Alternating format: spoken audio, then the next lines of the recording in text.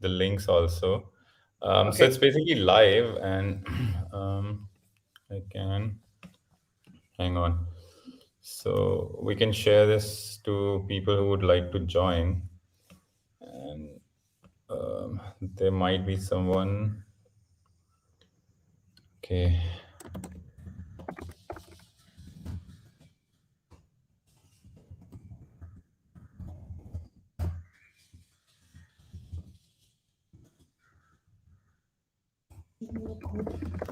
Oh, not really. So there are some. I think Pranita left. Something happened. So let me add her also. Hey, why don't you introduce Pranita yourself to Alicia also, because she already knows me here, but she can like get to know you also if you can hear Pranita. Yeah, yeah, sure. Actually, there is background noise. I'm in village, and that's why I was on mute. Hi, Alicia. I'm It's Pranita. Hi, okay. how are you doing? Yeah, yeah, I'm good. I just recently joined Sinsar Foundation, and yeah. How are you? I'm well, thank you for asking. We'll Where are also you? introduce you Yeah. guys. I'm actually near Sangli. It's my native place, Dudgaon. Something Yeah, nice. I studied in Pune. It looks I like had you're because in it's a hill too much station, right? noise. Just for Hey, yeah, just for 2 minutes, I will mute it, and once the noise goes, I will just unmute it. Yeah. what is this? Okay, okay. Anyway, I'll introduce Alicia to a few more people here who have joined me physically. Like they're they're just my friends here, which I've met them in Oroville. He's Tashu. He's interested in history and I mean few things around language. Like we all are linguists, but he's also picking up. She is an artist. Hello. Like her name is Kritika, and I make yeah illustrations and like hand painting, but I do digital art as well. Oh, that's amazing. Yeah. Dashu For and your Kritika. making a few artworks for him. Not for me actually, but yeah, like for right now for me, yeah. Like I was asking her to do something. Can you share something over the screen? Is it a I can you can airdrop, yeah. Yeah. I'll probably try to share with you guys that what she did. So, okay, I would set some agendas here. So we're gonna probably talk about what we've been doing. I mean, I'll give you guys like a bit of an understanding. Sorry. Yeah, it's probably on. Hang on. We might get disturbed here and there because, but just bear with me. So we've been like involved into a lot of stuff right now. Like the most important thing is what we did as a team, me and Dave and Johnson, um, and people at Mueller's Foundation. And what so essentially what they did is to have the uh, arrogant services. Got it. So arrogant services migrated essentially. So what is arrogant is essentially a service that is what do you call like a DAO service. Like kind of like this is a new word that we are entering these days. What is DAO and this and that? So it's and meanwhile I'll also share her photograph, like what the artwork she did. Like I'll just try to post it here, Do you have upload screenshot? maybe. No, I don't need to. I can actually screen. Oh, actually, I can upload it somewhere. Just a minute. I can actually upload it on IPFS. So I'll just give you what IPFS is going to be. So I'll just share you the IPFS link. So by the way, if nobody has heard of IPFS, is a distributed file system that cannot be censored. So it's like, you have one file stored somewhere here, and they all get merged. When I was small, I used to wonder how this torrent worked. And I realized it's a magic of cryptography. What happens is they distribute all these hashes.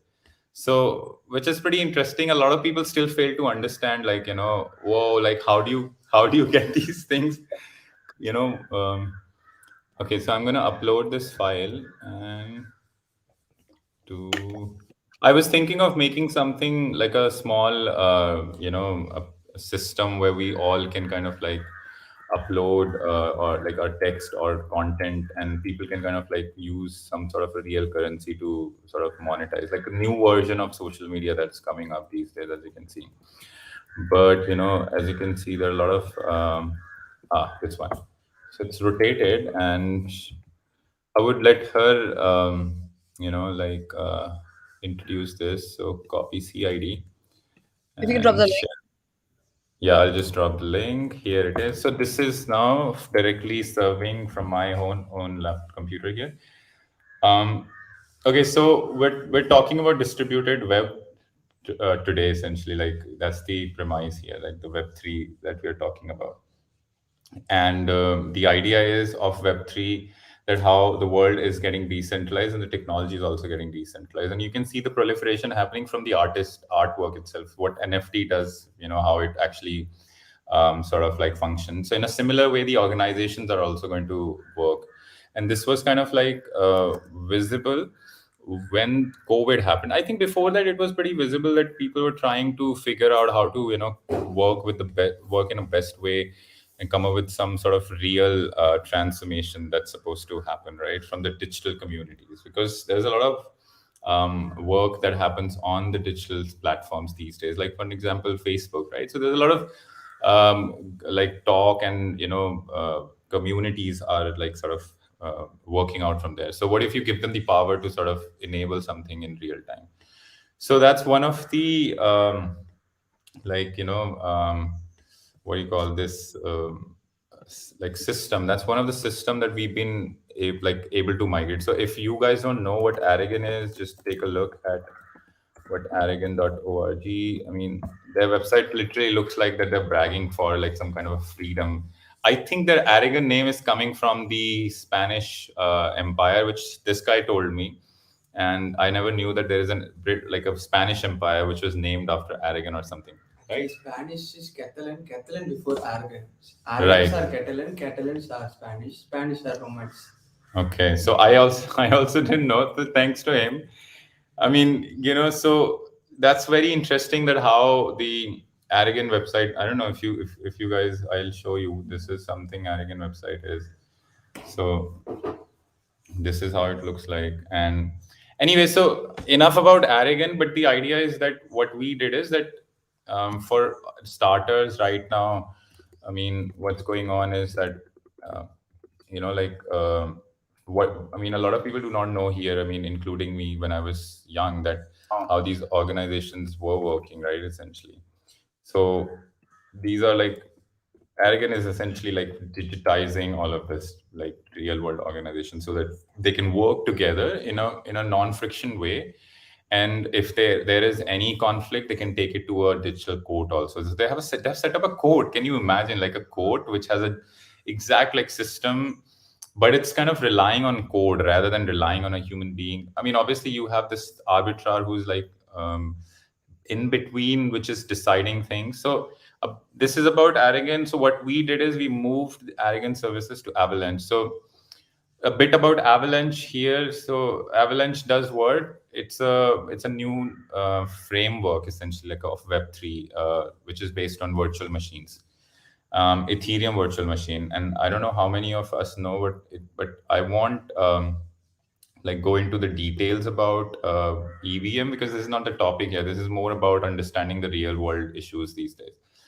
So we've migrated them and we've posted the forum. We've come up with these three features that we would like to get them implemented on any typical DAO that we'll see. And future is going to be DAO. Like you're an individual, you are going to abide by a token. And it's like the starting of the email when you had like a email services like few years ago, and how you were like, okay, your email is going to become an identity. Now DAO is going to become sort of like an identity of any individual or an entity. I mean, so to speak, entities are going to be there, but yes, obviously internet allows us to have these multi-network perspectives come into the play. So you have individuals also by that law. So these kind of services are bringing these sort of important messages out.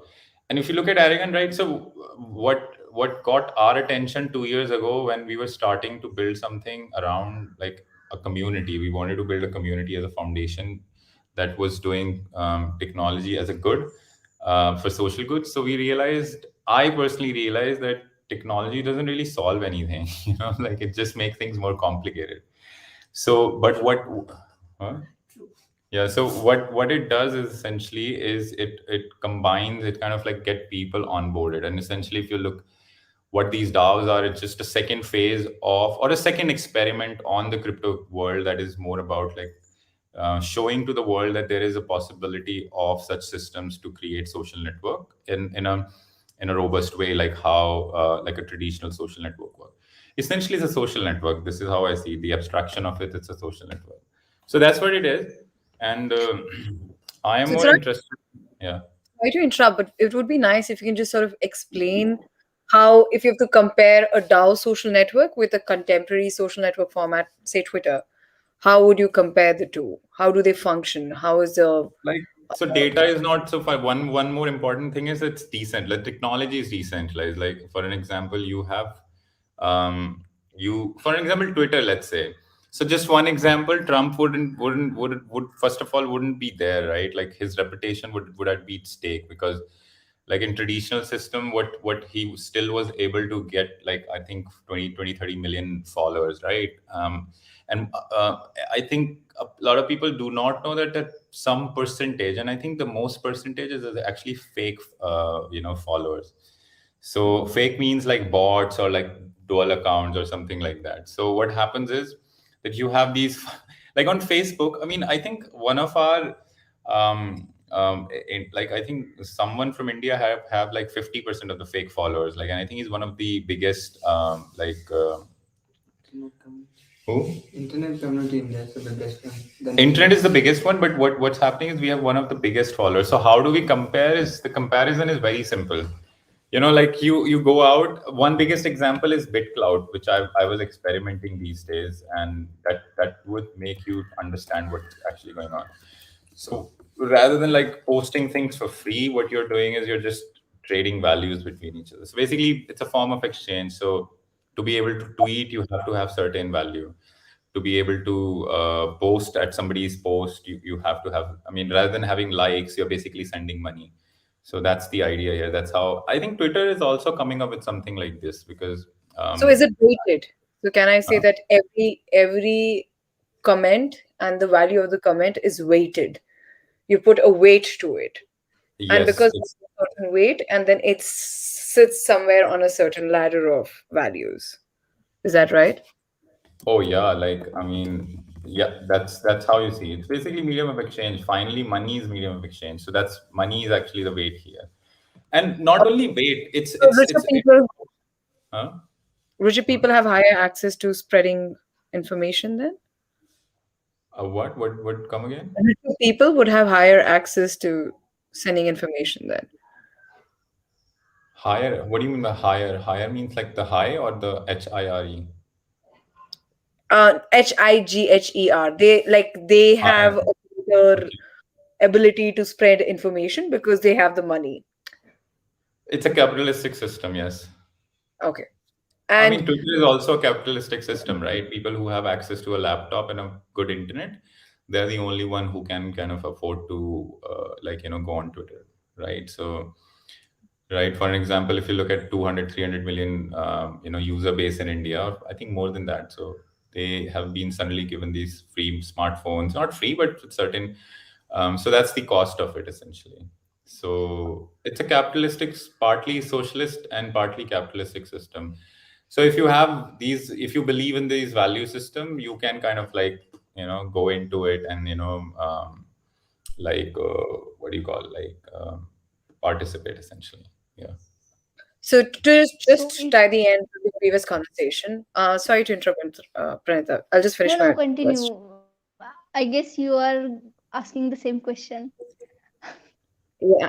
So Okay. just to tie the ends on the previous one, Hang on. How do you guys communicating with each other on a digital world is fascinating. all mental. It's at a No, different plane. Okay. Okay. What is the question? actually, I was going to ask. Yeah.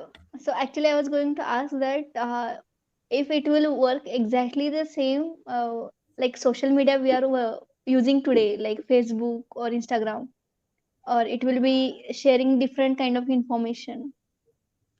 Actually, we went too far into the social media example because I was just trying to set one thing that it could work.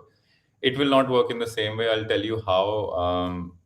Because so it's just like a network. Think of it that, in a representational network, that you have one node here, one node here, and this is node A, node B, right? So node A is all the time sending all the information that is being housed and valued and monetized by only one node A. Now it's not like this. It's like, you have multiple people involved in it and they're all participating. And this concept is called definancialization, by the way, like according to people who are into, Bitcoin sort of conspiracy theorist, they call this when this is going to be deep when the economy, because right now the economy is based on this principle of Keynesian arguments, that is that people are working because they have to say, I mean, the idea of saving and, investing, and that's why you have these traditional financial more and more products, and people invest in stocks and stuff like this. But with cryptocurrencies, what's going to happen is that they, or some systems like that, so you kind of like in the network participate with each other, and people will work to receive and send, receive and send, receive and send. So it's like a open network essentially. Earlier it's just few that sort of that has created this virtuous cycle of like what do you call this, the mouse that runs into this cycle, right? So something like that. So it's definitely different because there's a real value associated. So like, let's say for an example, if I this is just an outrageous example, and this is how I visualized this like 4 years ago when there was this first social media content, like a platform sharing application called Steam It. I don't know if you guys know about it. So they said like we will reward people. They are not rewarding, but people are of course the holders of that particular network are rewarding each other essentially.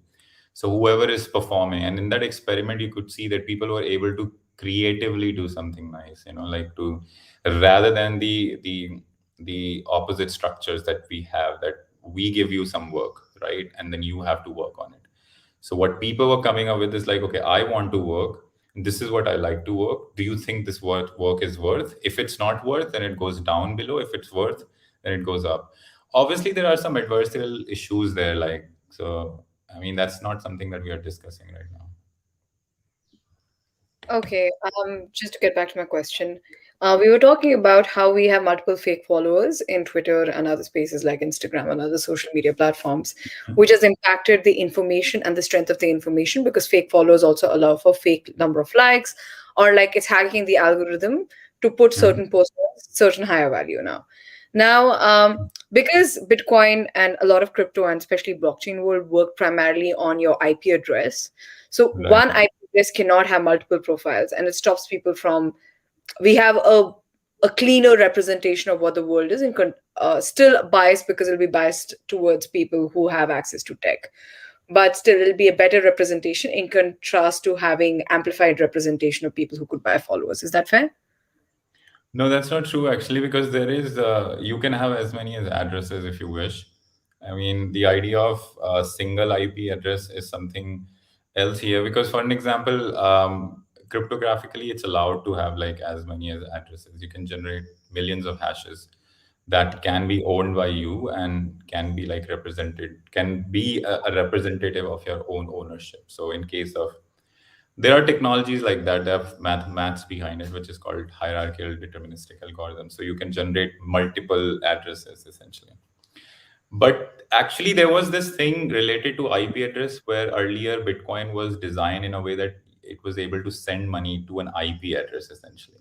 So it should need to know an IP address. But they changed it because it seemed like a very restrictive idea. And then they came up with the hashes, like which are generated from the PKI. So it's a bit of a different model, right? So what happens is that we talk about anonymity here, right? So hashes are essentially, it represents some kind of it's just representation of some numbers, right? And these numbers are generated through some sort of set input. So any code can kind of unwrap it and say that this belong. Code doesn't need to know that it has a real person behind it. So one example here is that I'm going to post here again is this thing which this it's a fork of something that I have always liked, and so it's called app name services essentially. So you can have like digital name connected to it. and it lies on the blockchain essentially. Like, so what happens is that it's a hash basically, right? So whatever your name is going to be, it's going to get generate that hash, and you can sort of like load all of this. I mean, I can ask for new names. Like, who's gonna know that I can have like many like, what do you call these pseudonyms, right? So, or aliases, right? So I can have like different name. I can go with Alicia. I can go with Pranita. Nobody would get to know, right? So these addresses do not necessarily resolve to a real identity. But what systems these days are built in a way that they resolve to real identity, like traditional systems we're talking about. So, I mean, you can get hold of someone. I think there are some technologies that are supporting this stuff. They are. It's like it's not like just hardcore Bitcoin. If you meet some hardcore Bitcoin people, they would like they don't care like you use the KYC or not, because they are totally into a different world. I mean, they're not building for normal people. They're building for apocalypse where like total state control is there, and these group are like marginalized, and you can't identify them. Who are they? This is the mindset they go with, which is true. Like it's like the same conspiracy theory, like 5G and 4G and whatnot. But they seem more plausible because it's based on some rational arguments rather than having some ideas that are like not justifiable easily in the real world. Okay, so to contextualize it in current scenario. So we are in a world moving towards a world which is decentralized and anonymity is easy to maintain. And we are sharing information between these different anonymous IDs, perhaps through portals like app.avanaxis, or I think if I XNS, our XNS. So we have all these ways of interacting with different people. And we're moving, also getting back to the topic of social media. We're trying to create a social media where people would have different identities also expressed through the DAOs. And it would be like anonymous bodies, which would be interacting with other autonomous bodies, which would be interacting with other autonomous bodies. And these can be representative of people or maybe even an organization or thought process. But I do see certain hassles which can be there or can constrain from this becoming getting adopted at a large scale, at a much larger scale. For example, if it's too anonymous, then how do you account for safety and privacy, and especially privacy, yes, but also a lot of like online bullying which happens currently, or somebody who's trying to steal your identity. Because say if you take on an alias like Alicia and then pretend to be, and my information is available on blockchain, and depending that if you have more coins or more value, you're far more valued than I am on the blockchain, then how do you protect me from being stolen as an identity? I think one cannot do this because one interesting idea here is that resolving of true identity, it's not possible. So definitely anyone can come and claim, but you have to also understand we're not storing any subjective information on the blockchain. If some people are doing that, or in some sort of a thing, or some services are doing that in like in a real world, they shouldn't be doing it essentially. Like that's not how I think it needs to be done essentially. That's the idea. But when you talk about such thing, no, this is a traditional idea of like, let's say I found your passport or found your driving license somewhere, and I'm going to use it and fake impersonate the identity, or on the internet, right? Because I know about you. And here anonymity protects you essentially.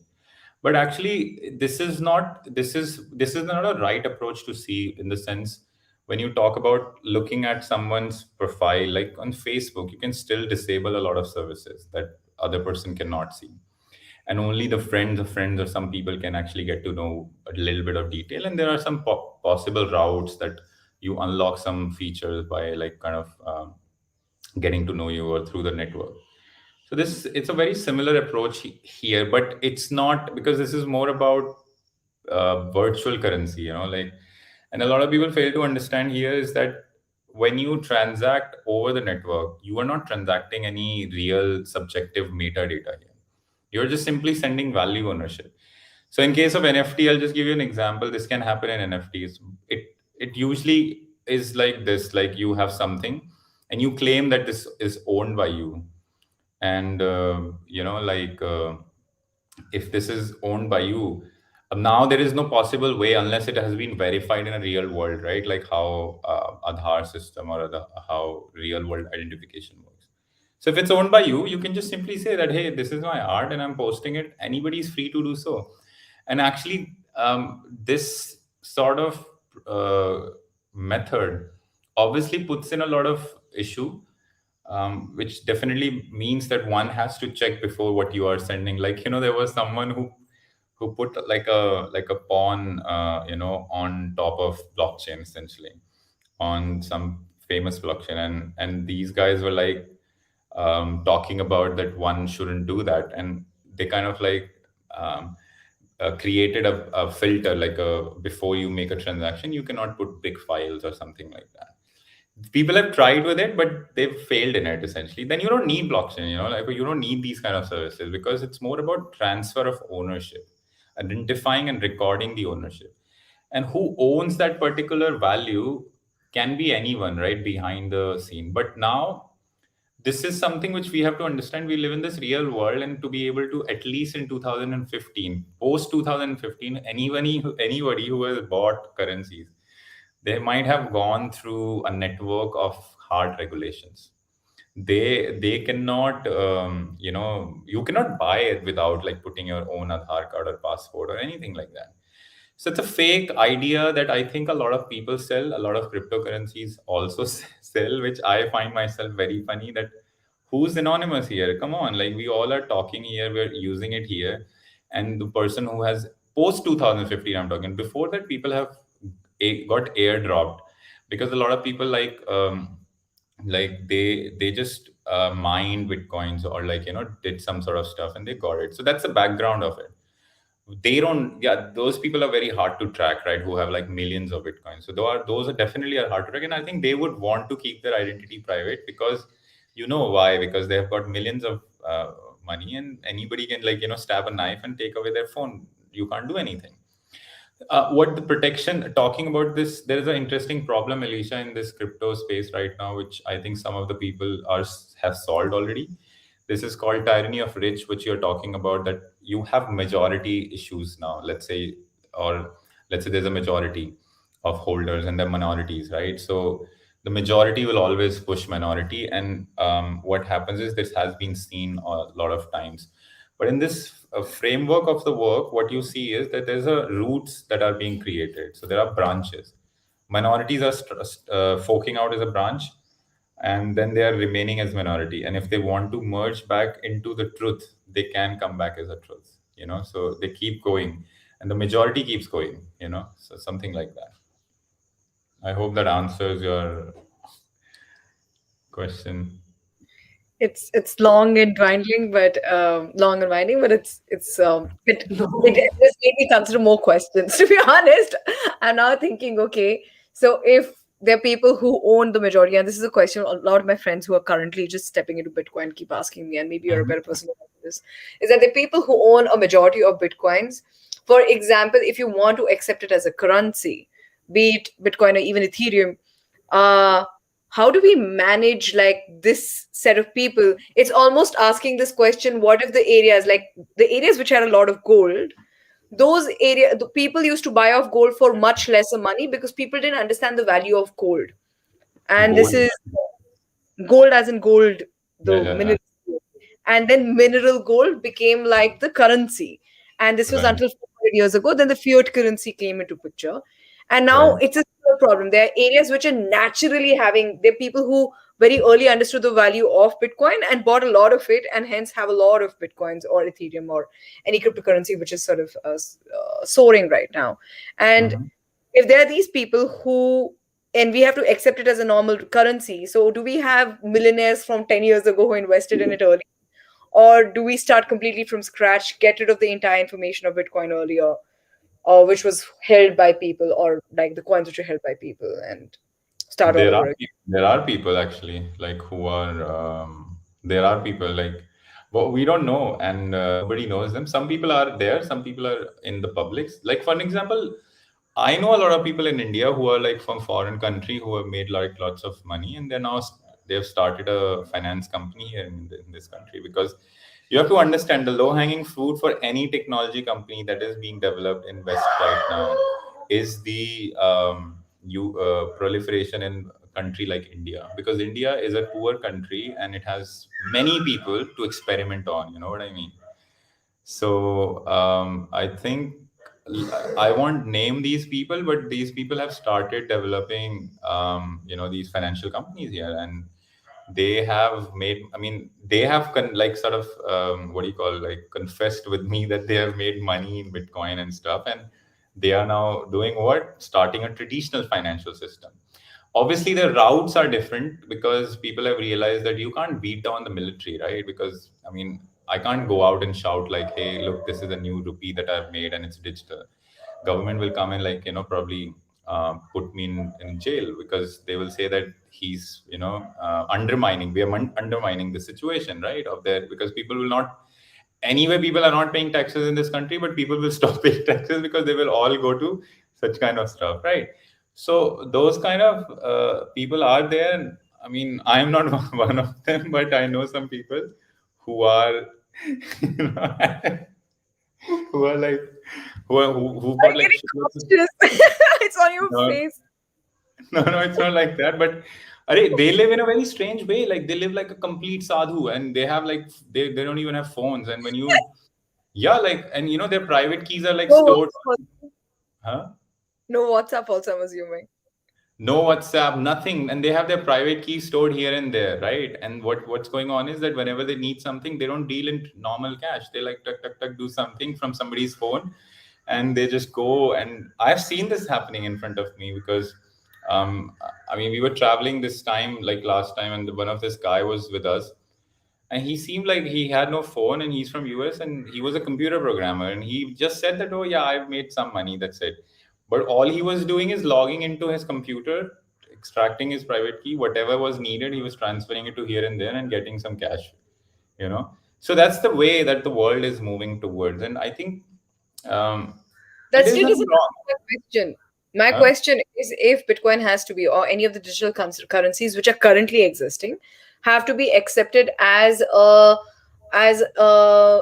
income, as money traditionally No, you across, can't. You can't track them as income, I think, because. But or yeah, even they can. the Huh? currency as a currency which would be it is currently already accepted, but it would be accepted by the governments, I'll by tell countries. you. I'll tell you something interesting. Like, here, three of us, four of us are here now. Like, if I'll send it to him or you, right? There is no world, or there is no power in this world that can stop me to do that, because it's happening digitally, right? Now, the moment it lands in your wallet, it's up to you whether you want to take it out through a certain channel. You can do it through Hawala. You can do it through peer-to-peer modes. You can do it through central KYCs, where you go to an exchange like WazirX and they take your KYC.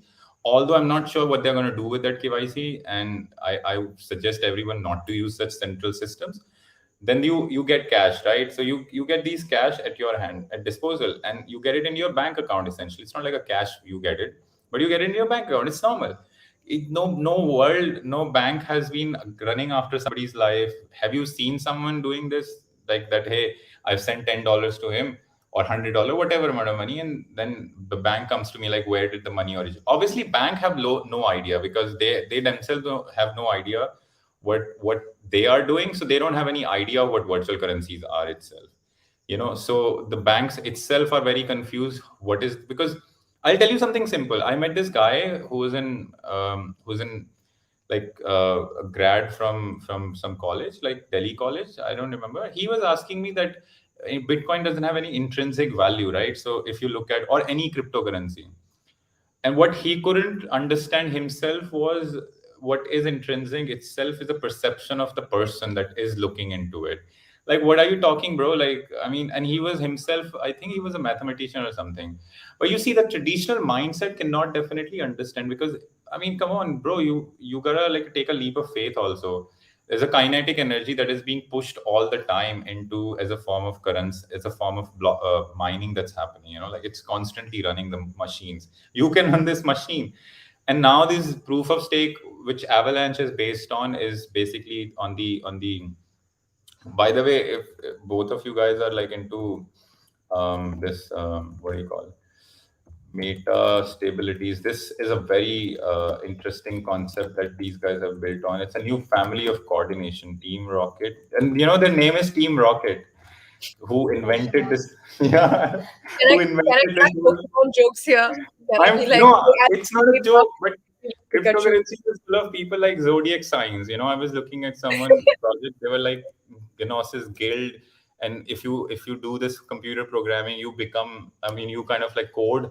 What you code? You code Taurus. And what is Taurus? It's a concept, right? So it's a very interesting idea. The Okay, Avalanche. I'm So going to draw some Avalanche, basics. Sorry, you finish and then I'll get to that.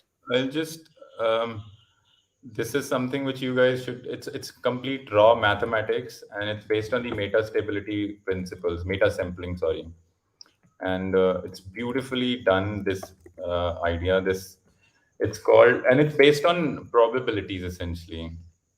So anyway, yeah, I'll just get Oh, some water. Meanwhile, just a minute. You guys want water? Yeah. I'm super confused. But you were asking about. yeah. So the bit which well, let's just wait for those guys to come back. Okay, I will just move to the other place and will again start the camera. Okay. Super, super. Take that. Yeah. Yeah, similar to like Oh yeah. the people are using like a phone pay wallet, Amazon wallet. It's actually like similar to that. It's not like something Indian rupees or BIM or UPI. No, Indian rupee is like something which has been created by our forefathers, which are Britishers. That's a very strange history, also. Yeah, I think he might like it because he's into history. Since he's talking about Indian rupee, like who invented Indian rupee? Like it was Britishers who came up with the idea, and they were exchanging it with the help of sterling silver. I mean, like silver.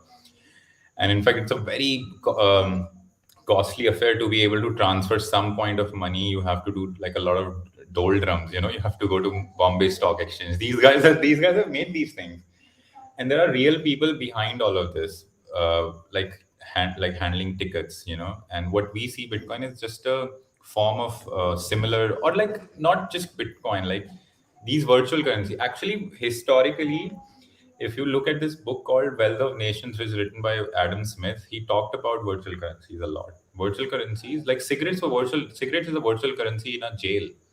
Virtual currency means that we all abide to this particular object, let's say, and it could be anything. And by that virtue, it doesn't mean it has to be on a computer. Like it is just something like a virtual that has sort of like an value of it's kind of like, does the value of exchange. You can store something. You can, let's say, 10 cigarettes you have, so you basically have 10 points. So you can buy 100,000 of things and stuff like this. But I have a doubt because Right. increasing of the amount of interest in Bitcoin doesn't affect the Indian currency because as you can see German people, Mhm. they are like more having like a developed country or something, but they still most of the restaurants are using only cash payment. Not they're accepting most of the hotels cashless payment. Uh-huh. Some countries is still following that. You can go in France, you can use the cashless payment easily, but in some German cities they are still using because people love to do it. I have a doubt if increasing of Bitcoin or something online payment, it doesn't decrease the like The using the amount value. of value of it. That's what every smart guy would ask in a room. I think he's smart. No. You That's know why, what he's asking is like the volatility essentially. no. That's why Indian government is like pending the decision. Yeah. Even Paytm, past week he has been Paytm has been asked. We are going if Indian government is approved, we are going to start a Paytm Bitcoin. Mhm. If Indian government approved, but still Indian government not said we are going to ban. We are going to approve. They are like still pending because they are. Indian market is a vast. You can invest anything, experiment on the people easily. But the thing, when you started practicing by the people, Mhm. you can't get it out of them.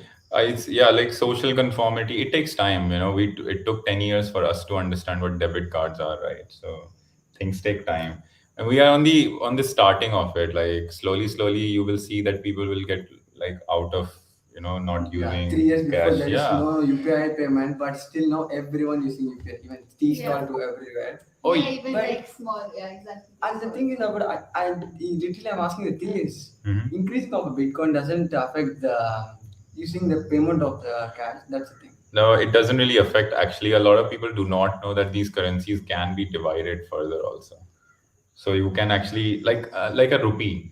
Rupee can't be divided into 50 paise now. Nobody would take it, right? No. But the thing is, I'm using a UPI. If Right. I'm sending, I sell you that 10 rupees. I'm giving you by Google Pay or You Phone mean Pay. to say stable, yeah. Yeah, So that's but if I take after Bitcoin, I say 10 Bitcoins I send you by the way of I'm saying also by using a day to day life, I'm decreasing the value of the currency literally. You can see. no, you don't decrease the value of currency like that. No. It doesn't affect the currency. No, no, no, no, no. Actually, you have to understand it from this perspective. Government prints a lot of money, like a paper, right? So now what happens is they maintain the steady flow. They maintain the steady flow. How they print? They keep printing it more. That's all. So there is no what do you call? Like what you are basically saying is the valuation should go down.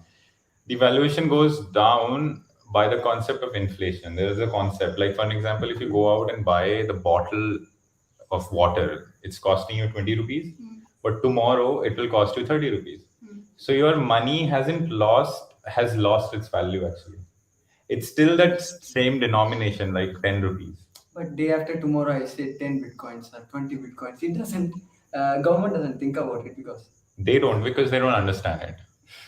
And That's it. also, I would just add a point over here. like It's a lot- Bitcoins. What? What? I'll just add a point over here. So it's a lot about demand and supply. So think of Yes. it, they're products which you're going to buy with it.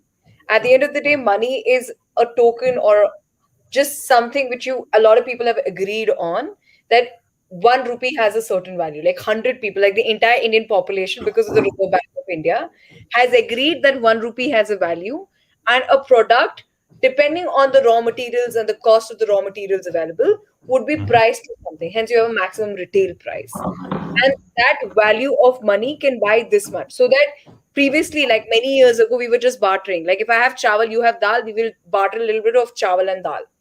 But now what happened is that I want to buy mushrooms from Uttarakhand, but they don't accept my chawal and dal. What I'll go like, I'm like, okay, wait, let me go and get some like coconut shells.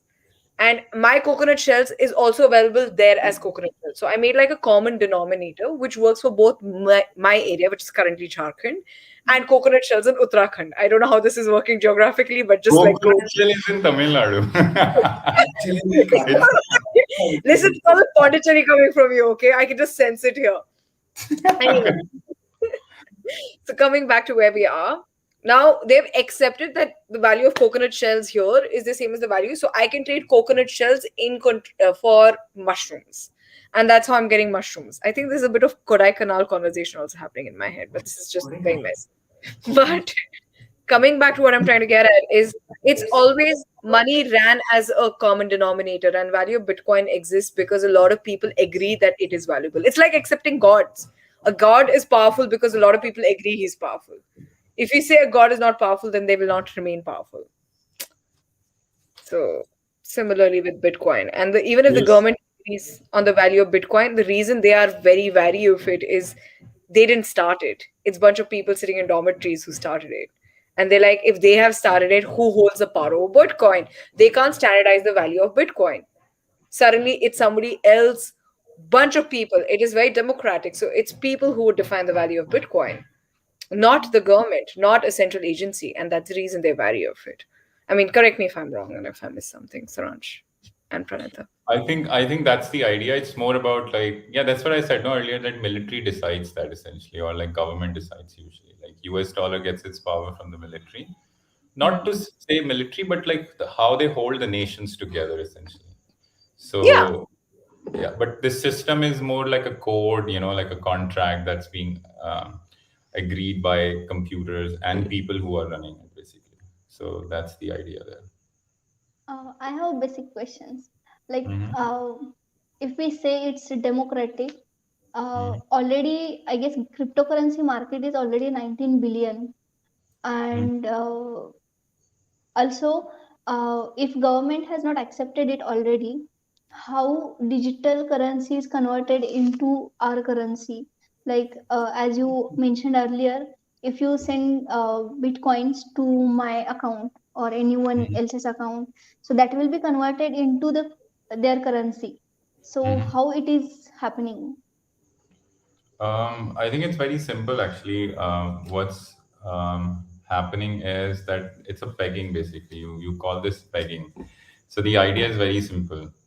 Um, like you go to an exchange where people would want to own it. That's all. So you go and you tell them that you have this money, and which is Bitcoin or any app like let's say token, Ethereum, AppX or whatever you have. So you give it to them and they will give you the cash. That's how it is because they want to hoard it. There are people as long as who want to hoard this essentially. I want to tell you something. Government does not need to legally recognize this. There is this idea that government have to recognize it. With a lot of people gets confused. It's nothing to do with government's recognition. It's the idea that people want to exchange this. That's it. As long as people want to exchange it, nobody can stop it because basically they have to cut off all the country's internet. I mean, government is already doing that for sure in many places in this country, no doubt. But then you have complex network systems called mesh. Then you have tower networks that allows sort of these kind of systems to survive. So these systems are technical systems. They're not human controlled. Like you go to a like if anybody has seen this show called Mr. Robot, they were trying to bomb the building, this bank building, and they quickly realized that it's not the bank that they have to bomb because there are going to be many thousands of people that are going to die. It's the server which controls the data. Exactly. So yeah, so why not just nuke them up?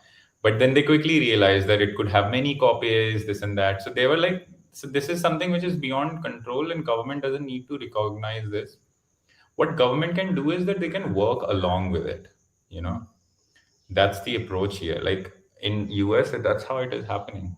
Government is like Says yeah, like government is doing all of that. They're working along with it. They're like saying, okay, let's work together. It's yeah, easier because rather than Gary Gensler became the head of the CC, no? The a guy what? who gave Gary Gensler, I think that's his name. The Mhm. guy who gave the very famous set of lectures for MIT crypto Mhm. and like Bitcoin. It was basically blockchain and money. So he Mhm. gave an entire set of lectures on it, and he became. This happened in 2018, and he's now the head of CEC in US because He's, once he he's, he's Mhm. without what? Head of He's the what? head of CEC. CEC. I don't know. Uh, This CC. CEC is the thing which started. Wait, I'm just gonna drop that link. I'm just gonna drop a link on what is Gary Gensler. Okay. Who is Gary Gensler? But you raised a very interesting point, and one very exciting bit about Bitcoin is like we often hear these terms like the server is down. With a concept like blockchain or a mesh network, which you just called out, we will never have issues of server is down ever in our lives, right? Well, I think I like, yeah, like you can, this is something there, like it never goes down. That's the idea, So anyway, it's like an organic system. Think of it like an organic system, like from biology. Like you have societies that you see from top. Top, I mean, not like you don't have to go to your terrace or something, like from a magnifying glass, right? So you see a society as a. I can draw this if you want, like something like a society that you can observe, and what you see in that society is that there are multiple perspectives and truths coming out. So similarly, this technology work in the same manner, and you have multiple truths combined, into a single place essentially. And that's why a lot of people are excited about this whole tech because they're like, okay, this is going to change the world essentially. Unlike the last previous sort of tech, which was kind of like just based around some few people controlling. So, and that thing is actually true, when you get into the in your daily life, when you realize that there are many things that are very complicated. Like you can't really solve climate change. You can't really solve problems that are on ground, right? Without dealing with things that are on a higher end, right? So that God complex, or the idea of God is there, like in inhibited by these complex organizations. And that's what we are talking about. I mean, we're saying let's break them. That's all. I mean, not in a anarchist way, but like more in a soft way, that something with the virtue of currency. Yeah, similar to that, we are thinking about climate crisis we can solve with the capitalism. Uh-huh. But capitalism is the actual problem for the climate crisis, because only 1% of people who belongs to 1% of the people are too much rich in India. Except them, all are working people. Working standard means middle class, below poor only, Indian standards. Mhm. But what they are doing, just following the uppers, like capitalistic peoples, okay, but they are trying to make a problem, and they want to solve the problem. Actually they are the problem, because in 2050 to 2030, more than 8 to, it's like something, what I say means, if I'm unrealizing, I'm doing 1% for the national something, I don't know how to express, but the thing is, I'm pushed to that. I'm not actually doing that because I'm not capitalist. I'm not thing also, but you understand, right? Sorry, Yeah. sorry, I don't ask, communication problem I have a lot. Capitalism actually is the problem. Capitalism can't solve the climate crisis. Actually, it's not capitalism. You have to understand, it's a concept. It's human being that is a problem. Because if you look at our species, we've been like this. We were like, breaking. This human is the only species that kill each other. Now, if you go to any other species in the animals kingdom, you'll find out rarely that the animals are like, predator thing is there, but not within the species. It doesn't happen. So we do this, and we are the problem here, which we are dealing with. So, You know.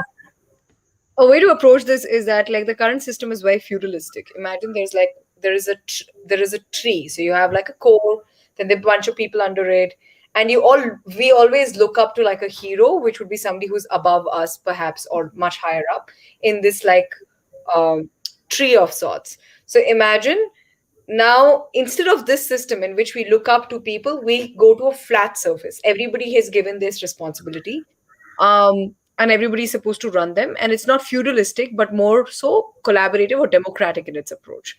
So even if you become the way capitalism was defined was that everybody pursues their own interest and is pushed towards it, and then they're rewarded for the work they do.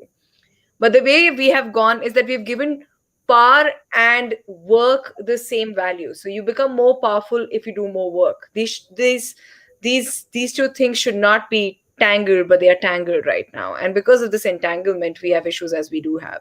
Like somebody who is going to make decisions is also biased by the person who holds the power in terms of industries. So somebody who has more money is also going to impact decisions. So the business class is also affecting your ruling class. And the ruling class, which is supposedly democratic, which is representative of the public, is actually not representative of public necessarily of all kinds, but only representative of the ones which hold the money. Now, when these things happen, I think a lot of mess happens.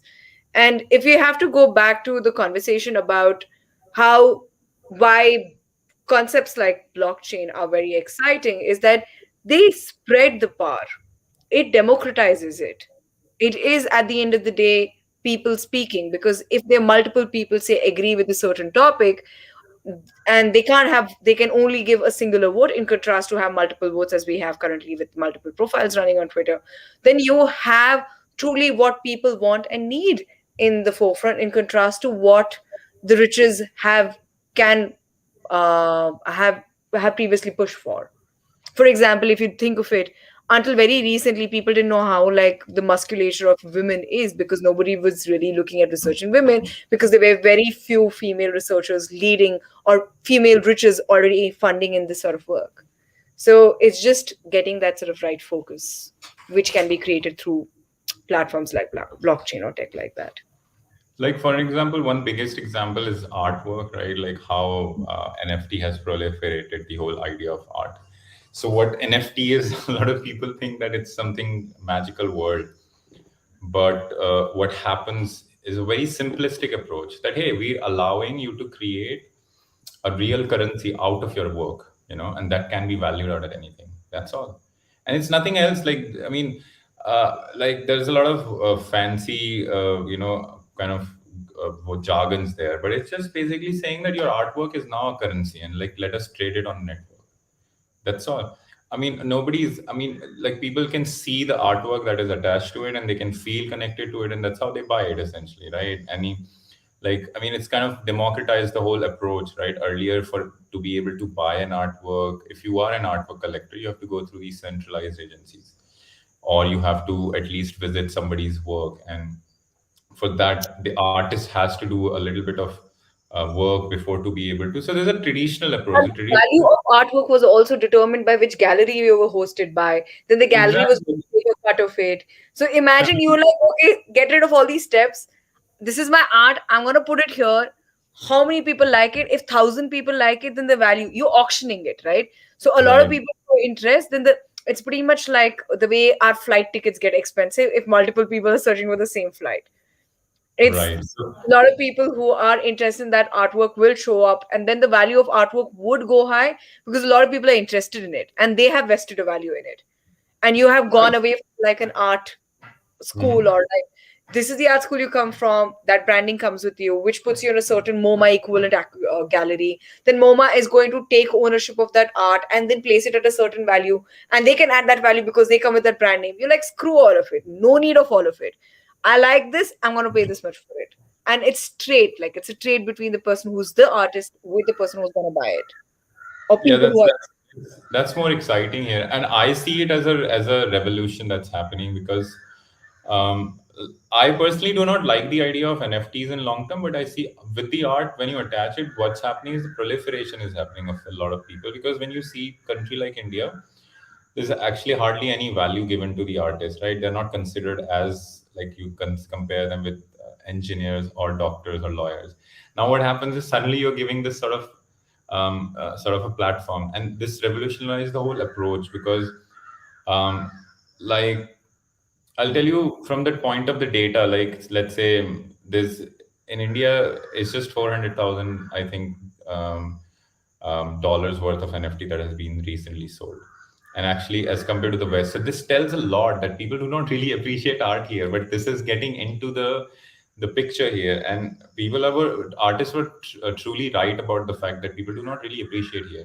Now, when you connect all these things, what's happening is that they're getting this platform that cannot be censored. First of all, so think about this artwork. Like I'm a controversial art worker, and like a government doesn't like me, nobody likes me, and suddenly I bomb my artwork there, and somebody values it for like a couple of billions of dollars. So think about that money that can be given in, to anyone, because ultimately the artist gets to decide what happens to that money. So that Yeah. expands, that it kind of like gives away all the issues that were earlier involved. So this is the pure examples of service like this. I personally One, think like it can go beyond that as well. So, say for example, like what is exciting to me is something which you pointed out early in our conversation, that tech has made the world messier. It's For me, tech has always been a tool. Things with mm, our intentions will remain our intentions. Our intentions are never going to change, but the tools mm, with which we practice our intentions are going to change. And these tools, like technology as a tool, can come in and change the way, say, we interact with each other than what we like. For the amount of population, the population which we are interacting with the help of digital media. Given that I'm sitting in Ranchi right now, you're sitting in Pondicherry, we are having this conversation. This has actually been made easy because of technology, or else we would be writing letters and speaking to each other over months and be aging by the time we have like a real conversation like this, right? But coming back to where we are, uh, think of now, say, a way a startup is valued, or even like a certain research topic is valued, or solutions or projects and programs and products are valued. It always depends on where you come from. So, say if you're from like a Cornell equivalent, you bring the brand of Cornell with you. And because you get that people, then automatically, because of your network, you have a much more important presence within the community. And that gets you a chance of getting a certain funding more than somebody, say, who went to a college in Hazaribagh in India, because they don't have that network. Now, imagine If people start seeing a value of a project, say somebody is trying to solve climate change problem through direct air capture, or saying that, hey, I'm going to fund projects within the tribal communities of India to be able to preserve forests in India, and I'm going to start creating protections around this, and this is something which does not have a good government backing because it sort of threatens their power within over the community. It would not have, say, even like the West backing initially, because it's not their people who are doing it. Nobody from that this community has been studying in the West, so they don't have access to that sort of um, set of people. So how do these people actually get information? But there are a bunch of people within that community who see value in it, and others around the world who come from similar indigenous communities who see value in it. And they said, we will give you the power of this being a great project. And they fund it. So what you've done is a great project which is recognized by a project which is recognized by a lot of people as important and world changing, actually gets the information and the capital to be able to execute something which can be powered through something like blockchain, I feel. Oh yeah, that's totally like, I mean, that's how the organizations are shaping up. Right now, what I was looking at like today, not today, but a couple of days ago, there's a lot of like even Facebook also, right? Facebook wants us to work, play, and do everything there essentially, and that's the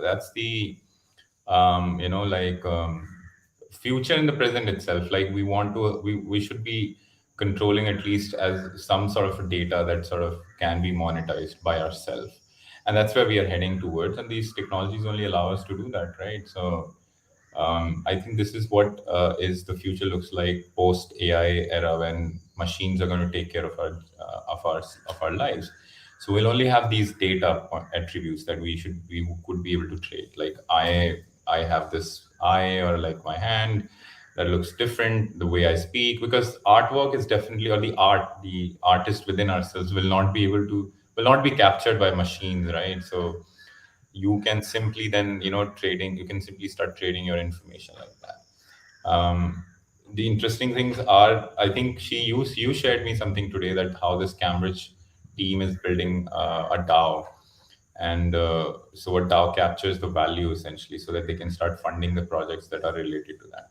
And I think that's where the world is heading towards right now. You have these organizations that are running on code, and that sort of speaks the language of what's getting inside, and transparently shows to the world that this is how they spent. And one problem that you mentioned, Achu, is that capitalism is not bad, but the ideas of the human beings are bad, like when they get into control. So for an example, there is no transparency, right? So you one pure example is that you go out and you see a jungle, right? And let's say you have recently been given some money to, to start something, and suddenly what you're doing is you're creating a house so that nobody can see that where you're cutting the trees and bringing them here. So that's this idea of transparency is sort of like keep people accountable. If they are not accountable, they're doing things behind the scenes.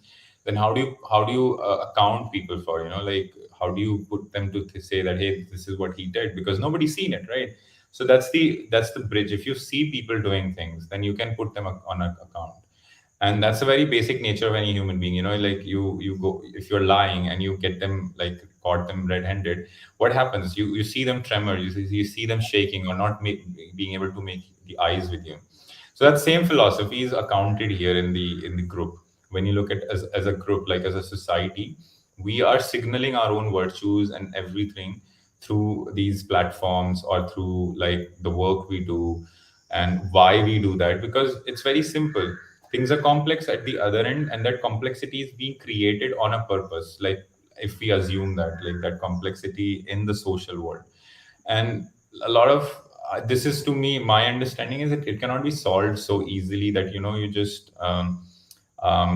put a pin somewhere and it deflate on its own and all of the problems will solve. So all you have to do is to start with these ideas that allows you to become sort of transparent. So when you do that, what happens is that you're allowing yourself to others to see, essentially.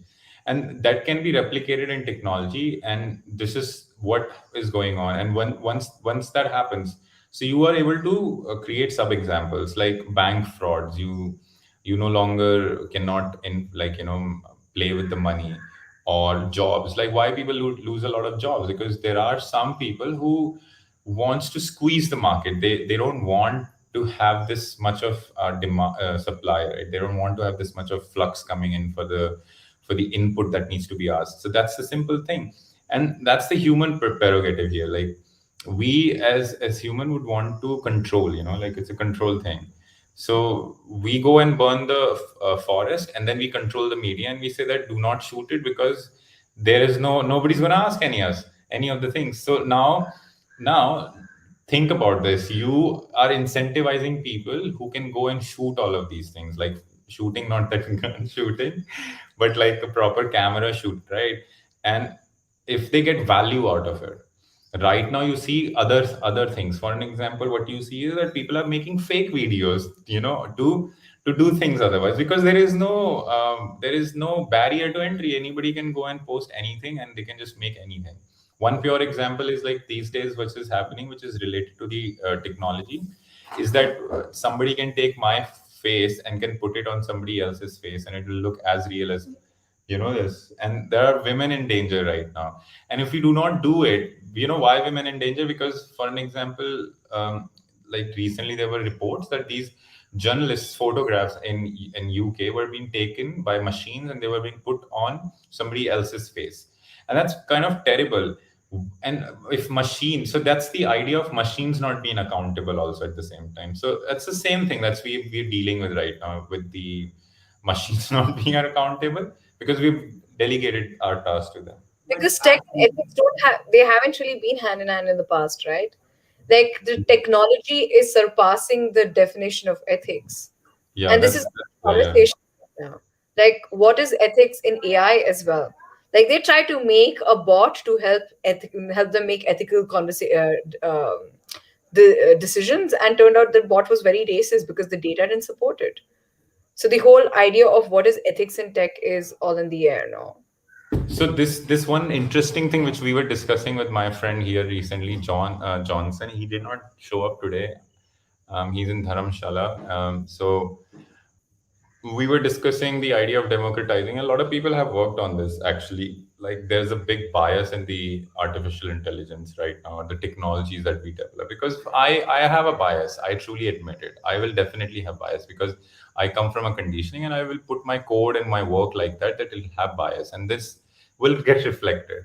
Now, what we are talking about is that how do you democratize it? That you give this control to everyone outside. Like, so for an example, if Pranita can train these bots that are working at a bank, if Alicia could train the bots that are supporting somebody on a website, if he could train. What do you mean by train? Train means that they don't have to necessarily program. What they can do is they can use their states or attributes to remove a filter, or maybe add their own buckets of biases, and they get incentivized, or they get money back, or in some form. And what happens, what you see is a big conglomerate of machines working together, different distributed machines. So you come up with ML ops. You basically come up with distributed AI, and it's truly open. It contains 7 billion biases. It's like a biggest organism that has been developed by human beings, and it can actually solve biggest problems, as compared to you see in the small room with, like, let's say you invest billions of dollars, make a big machine. You cannot, because you'll always end up with this problem of biases and ethics, and the problems, and how do you use that. So that's the idea here. Like, you give power back to the people. I think some of the company, some of the products are doing it, some of the technology are doing it. Not everything is being like done in the same way that how we imagine. Like, we see that, okay, Bitcoin will solve. No, it's not going to solve all of our problems. Problems are always going to be the same.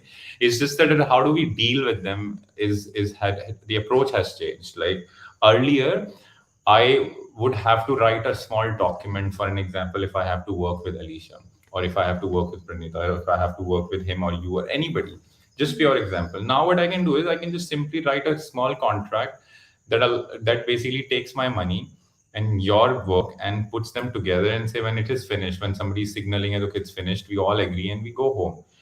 Earlier, what I was doing is, if I have to write these contract and complex documents that nobody gives a shit, nobody understands them, and nobody knows what's going on, and they just contain clauses. If you look them, if you read them closely, they're just clauses that are talking about this, what happens if this is what happens, and these are basically logical clauses. Now we're talking that, hey, we're demonstrating, we're saying like, let's replace them with these contracts, and these contracts by its own, they're self-executing, they don't need anybody's support or help, and what only you need to do is that you just simply put what you need, right? You don't need to put all the subjective ideas there. For an example, if you cut a tree in your house, let's say you have a common pool fund somewhere, and if you cut a tree from your house or your surrounding neighborhood, your common pool fund will not be allocated to you anymore. So you see, like this kind of situations can proliferate on society on a mass level, because now you no longer are a human that is saying that, oh, I did not do this, or because there's something that proves that, right?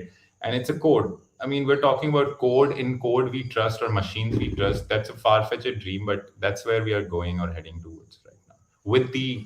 And that's what will happen with the climate change, because these companies or these organizations have felt that the movement has to happen with the communities that want to solve it.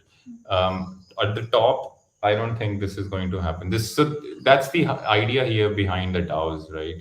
And they can definitely move some sort of like transition from digital world to a real world, and that's what the world has been waiting for. That's all. That the money can actually work on things that you want, or you sort of like want to see them developing. To put it simply, like the money bit incentivizes certain behavior, but the intentions of the community which it wants to implement is going to happen nonetheless. Maybe those Mhm. incentives, which are digital currency in this case, are going to amplify within the intentions behaviors which need to be amplified. So the role of money remains the same, but for it to have a real life implication, it has to come from incentivizations which this currency is doing. Is that fair?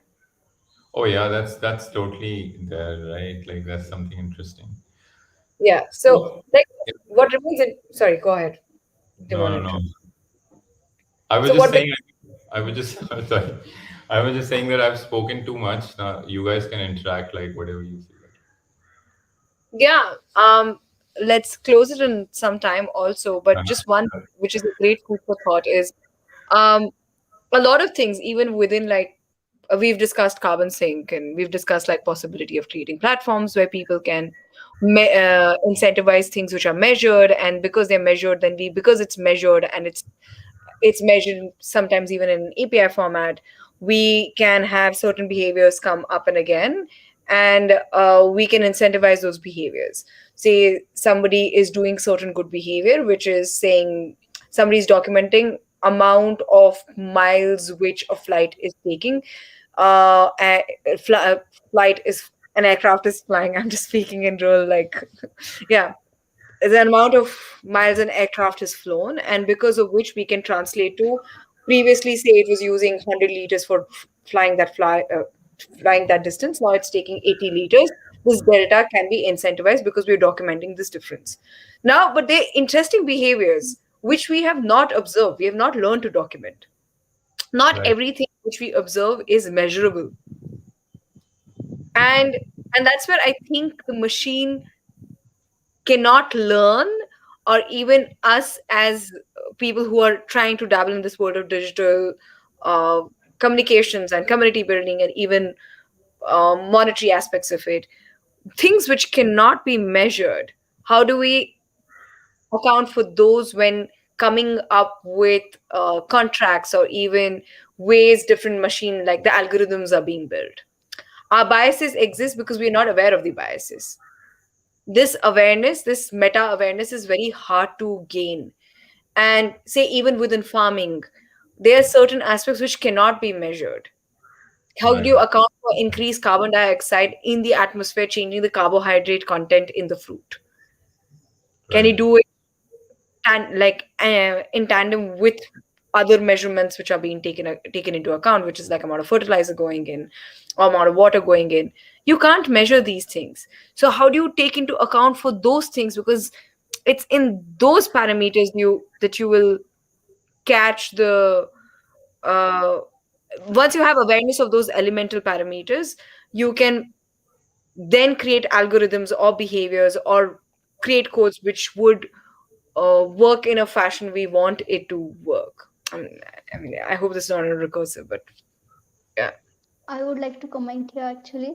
So, as the most interesting thing is as you are saying, technology is complex or complicated. The main reason I think it is still evolving, it is still emerging. There are so many technologies which are emerging with research and development, and still we don't know the exact meaning of them and how we can use them, or uh, we have not studied them in depth and how we can utilize them.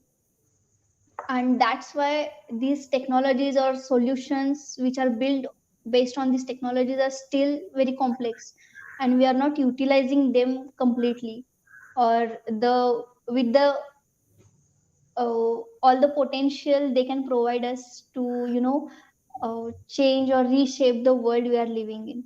And this is why these are complicated, like you mentioned about example of farming. There are so many things which are actually improving with technology, and rather than degrading some things, there are obviously some uh, like bridges that we need to join or cover.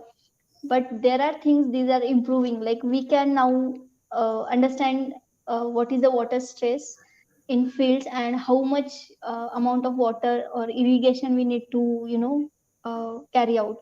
There are sensors which can sense the right time to harvest crops, so that uh, farmers can gain maximum profit. So these are the things which are happening, and there are applications. Even if farmer gets an early alert on weather situation, he can prepare for that. uh, at least he can save his harvested yield to some different place, and it will reduce its impact on his earnings. And that is happening, but it is in very low amount that we can't recognize it right now, because even technology adoption is at the very beginning stage.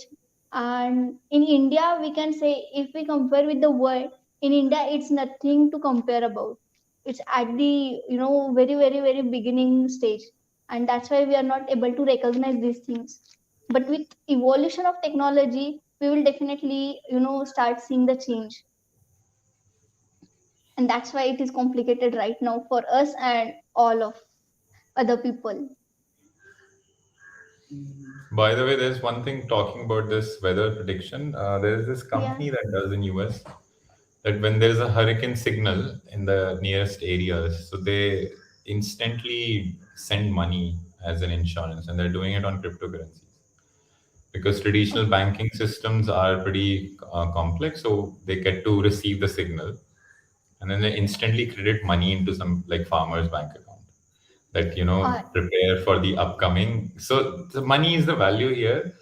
And Alicia, Even to in answer, India, huh? sorry to interrupt, but even Yes. in India it's happening. There are so many insurance schemes that are launched for farmers. And before, farmers had to wait for lengthy and time consuming insurance schemes, and to get their returns for that. But Mhm. now even government is using drones and satellite imagery inputs to understand how much damage their fields have caused, or how much they have lost their yield. Everything they can just observe through images or videos. And instead of sending their supervisors and to follow all the lengthy procedures will take months or years, they are able to capture all this data immediately and sanction their insurance. Even this is happening, but not on a bigger scale to observe so easily. And even in India it's happening now. Mm-hmm. Thanks for your input, Pranita. So I would like to add something here, Alicia. What you were saying is about that something that we cannot observe. So what cannot be observed doesn't mean cannot be accounted for, essentially. So this is something how I see it. For an example, there is something that we cannot observe doesn't mean it hasn't happened. Like, so the way is to find the image or the discovery of that image that is closely correlated to it. And there are very various methods like to do that.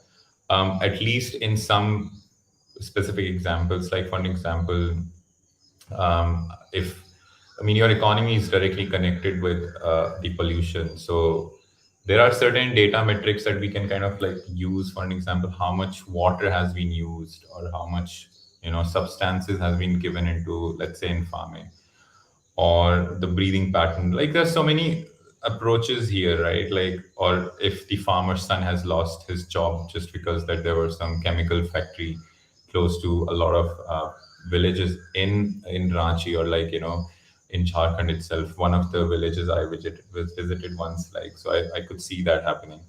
There was a mica stuff there, like, so some illegal stuff is happening. So some things can be observed, and some of them are also be just like have like image or a copy of it, so that we can sort of understand from that, and then kind of create a measurement out of it. So the effect, if the effects are counted of the inverse, let's say, then you can always come to some sort of reduction from that effect, because those effects are clearly visible in the social life, in the life itself, in the world itself. And that amounts to the like that gets validated from the income, like from the input and the output of the person also. So there are certain ways that we can kind of work this out. And but yeah, like, technology is definitely limiting, and there's so many connections that needs to be made. So one more important thing which I see here is that how do we elevate the time and understanding of humans, right? Like as us, that we do some less and we create something, for sustainably, So, and that only happens that we participate together. Right now, what's happening is that we're in our own zone of, isolated environments. So that is something that needs to be also sort of like break out from. A lot of solutions just gets implemented on the very idea of solutionism, like I think one of the biggest example is government funding this app rather than funding the food program. I think we all are aware of that. And this app didn't do anything. They could have simply just funded the foods, like food supplies, and but they ended up making an app. So solutionism doesn't mean that it always work, and there are definitely solutions, but some of them work, some of them do not work, and the ones that work can be utilized. And one thing which is very important, that if you change the landscape from the very core, that is the core of that, how people exchange value, then you've solved most of the things. I mean, our currency itself, if you look, it contains the cost of environment, it contains the cost of many lives that have been staked. So we do not refactor all of this, and in that sense, what happens is that you see a lot of blank areas, like in economy or in the world itself, that behave from a behavioral perspective. So why there are artists who are not having any income, why there are scientists who have no research undertaking, why there are like people who have information and knowledge, why they cannot make money out of it. It's just not only government, it's I think some private companies are involved into it. So so you break away from them also, right? So government not necessarily collect all of the data or say that they monetize on it, but the private companies are also monetizing. So it's basically like a interesting side of because as long as these private companies, and they have this understanding of the data, that okay, this is what you're going to do, so they're going to kind of like come up with some other deterrence, like that will essentially deter all of your solutions. So we have to be like one step ahead, like, because there's going to be someone who can come and say that, hey, like this system will work against it. So okay, there's going to be something else on top of it. So that's how the current structures are right now. So we're basically like working in pallying with them, So that's the approach. And I think we are all just getting into a very exciting age right now where people are just gonna be participating because we will have more time and more understanding to develop. That's the idea here. More connectivity. Connectivity is already there, man. We all are connected. But okay. The thing I want to say two things. One, she was asking about a farming, right? Mhm. The farming technology we are in India. Mhm. The thing is in a particular Indian currency about the mindset of the people getting to adopt to new things. The road usually in olden days. My grandfather's grandfathers walked it. After my grandfather bought a cycle, he just went by cycle. And after they bought a bicycle, like a motor bicycle, they came. They think, "Wow, motor! It's so hard. It's a very bad thing because it does happen accidents. So we don't use it. Only we have to use a cow and a cart and horse cart." After the bus came like, "Wow, we don't have to go. It actually create the accidents, but." After we are some stage we have to adapt to the steps because government has been not like putting some restrictions or something. Example I can say in Denmark, we have the India has more than 45 to 47% of the agri sustainable very good farming soil than any other countries like Japan or Korea, any developed countries, but still we are struggling to maintain that drone system. In Denmark, they are just making the food products more than the twice the time of the food of consuming their own people. Literally 5 million people, they are making like a 12 to 8 million people can eat the proper food. But it come to Indian agriculture farming, there is not literally no development in it. Like I've been visited like a drone factory, a drone system used for agriculture farming. I used to explain them. I've been visited, and I had some internship on there, and I came to started explaining them, but they don't. They think it's like a, wow, I can't do this, man, because adopting in new things it's always struggle. But in some stage you have to be on that example. You say there is no BIM. BIM is actually every server, phone pay, GP, or every service is like directly going to the payment of BIM. But before 5 to 6 7 or years there is only Indian currency. But government also has been coming to UPR. They're saying, okay, you can use my government UPI. Next time, after some years, government say it's my cryptocurrency. You can use it. Adopting, you can, in simply way, you can't make a perfect. Endrom technologies can't solve the problems. Literally, that's the truth.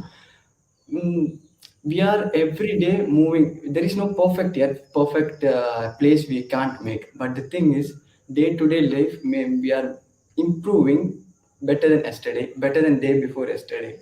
And tomorrow, there is another person to replace me to do the same thing. Even the cryptocurrency, it can be a different one.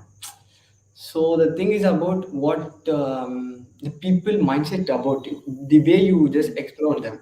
Smartphone. There are like people thought about, wow, it's alien thing. We can't use it in India, but India is the first country to just moving forward more than China and USA. We have the more smartphone users than any other country, but still we have only 52% of smartphone users in the total India we are using. But if we are keep forwarding, moving, we can't able to stop the Chinese manufacturer because government want to do it, but can't able to do it. Similar to cryptocurrency, similar to farming, similar to industry, anything.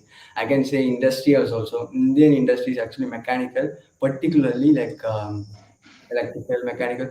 They are in a level 4 to level 3 only. But in abroad countries like level 5 to level 6, it's literally more artificial intelligence. You have to adopt it. Simply, I can say in engineering department there is an first like manufacturing, designing, and manufacturing, and after testing and experimenting. But the thing is, there is more than 45,000 people have lost their job in India past years ago. Do you know why? Because material quality control, it's actually dying the department because it's replacing by the 5.6 crore artificial intelligence. It literally makes everything. He does more than the men's. So Even 1960s, I can more example. In 1961, people of Indian, all of the banks of Indian, we have been protested no to systems come, we can't able to use our, it actually exploit the human nature of the calculating system of traditional methods, so we don't have to adopt the in systems or like. But now, if you go to part-time girl asking a small shop, only like they're giving like not even a 100 or some square feet, but she's asking firstly one, okay, I'm selected, is there any system I can do the to my accounts? The thing we are adopting, the way we are telling the people, it's also major important thing. Everybody knows planting is a good thing. Government also know smoking is a ban, and you don't do drugs. They are implementing, but they don't sell them. They don't want to ban them. uh, like what to say, government is asking people to stop the plastic, but government is not pushing the industries to stop the grade of level one before the microplastic. There is a biodegradable plastics also here. It has been invented by the Tamil Nadu girl and Karnataka girl. A lot of people in technology is coming upstairs. Even a Chennai IT guy who has been, Chennai or Hyderabad IT guy has been invented like it can absorb the water. You can make a water by on the humidity of the air. The thing is evolving technology everywhere, but the thing of representing to the people to make them adopting, it's a plays an important role. India is a best market, but it's also you have to go outside the country, because you have to literally, that's why we have people are doing. Every intelligent programmer is not working in India. He's going to abroad, make them good salary, and coming again. Say, he's not coming again. He's making in entrepreneurship or something. He's making something new industry and making a branch of here. He's not coming here. Well, I I think would those like to problems can comment only. something. Yeah, sure. Go ahead. What do you want to say? Yeah, yeah. Please say something. Actually, in terms of technology adoption, the problems in front of India and other countries are, I guess, slightly different, because in other countries the population is less and they want to, produce more, or to, you know, improve their performances, and that's why in other countries technology is a need. In India, it's like we have to manage or balance between the population as well as the technology adoption. We have to develop ourselves, but not on the account of our people's livelihood. And that's why it's really kind of a big struggle in front of India. We can't leave technology, we can't stop adopting technology, but we also have to manage people's livelihood and their employment or earnings at the same time. Like a So digital it's, problems, digital solutions comes with that. You have to experience first, explore that. yes, yes. And in terms of India, it's like it's little difficult to change their mindset, and that's why it takes time to adopt to any new thing. Well, I And think yeah, that's something, yeah, like that's there. I mean, and we are privileged ones, so that's why we can talk about it. There are so many millions who are not privileged. Sometimes that makes me feel like I should go and live in a village and be like them. Actually, it's not it's feel more like difficult in villages. somebody. There are Yeah. more intelligent people. They don't have the access of education. So Simply. the thing is that I think we should close it, and Yeah, now it's going somewhere where I am also unable to grasp anything what's going on. You know, I feel like hot. I want to run. Because if I end up speaking, Sorry. no, it's okay. It's not about you. It's for me. So that's the idea. I think we should keep it like a bit like towards the end. And thank you very much for everyone to be here. And I don't know like where these things will go, but for sure there are something interesting that we will do, and we are doing it. So I think there's so many things that we've learned from today, this yeah, session, and we can keep it more structured around certain ideas. This is more like to this ideas from tech and this and that and this and that. But I really like all of doing like all of this because it gets us into this mood of this, like, wanting to do something else. Um, because that's also important. I don't know. This is happening to me, but maybe I don't know whether it's happening to you, but to any of you. But yeah, thank you very much. Let's get some interesting stuff done, and which we can sort of change life of people, other people and ourselves also. That's what it is. And yeah, so this is the meta space, and I think it has to be infinite. It doesn't necessarily means to be like restricted into one side. So okay, that's all from my side. Anybody else want to end or like say some end notes? And Um, I'm yeah. glad I could join. I really wanted to point out I'm very bad at catching names, so I remember your name is from T. Kyosh, no, Who? the gentleman beside you. Dachu. Dachu. Is Uh, Dachu your real name? Yeah, DATCHU. Oh wow, Dachu. That's like Dachu. What's the meaning? No, no, he's already getting bored. I don't want to get bored. We'll save it for next time. But I really appreciate the optimism he has that, we're always like in a grander scheme of things, we're all moving towards a positive direction. We don't oh, see the impact tech has in an immediate space and we keep complaining about it. But in a larger scale of things, we are no more walking long distances. We can have this conversation across like a few thousand kilometers, which is quite remarkable. And that is because tech has enabled this sort of a conversation. And to incorporate Pranita's point about uh, the way tech currently works for us is that yeah. the aim of tech was to make people's life easy and not and still allow them to pursue more creative or other aspects of their life, and instead of getting involved with technology always. So the idea was not to steal jobs but to enable people to live fuller, happier lives. But unfortunately, the way it has been framed now, that we're talking about tech stealing jobs or taking away jobs and people losing jobs, because we have not framed the use of tech how it can. So it puts the impetus upon, like, say, the government or even policymakers or within the community, that let's not keep tech central or jobs central to people's livelihoods or people's way of living. It should not be central to it. We, as the taxes we pay, should fund for people to live fuller lives, fuller, better lives, despite tech making their lives easy and not threatening their lives. But this involves a lot more nuanced understanding of communities' work, and maybe we'll get to it someday. But for now, I think like that's a very bright point you both added. Thank you so much, Dachu and Prayata. Uh, Thank you. Okay, thank you. This has been recorded, by the way. So if you guys want to see what you did a couple of months later, that how you looked and how you were, this is a good space to come back. Let's keep this conversation, not conversation. Let's keep this thing going at least a week. We are going to be here, me and Pranita for sure. I think Alicia is also going to be here. These guys, I'm not sure, but yeah, we go somewhere. And thank you. And I hope you guys enjoy your day. Bye. Yeah. Bye, Thank Pranita. you. Bye. Bye.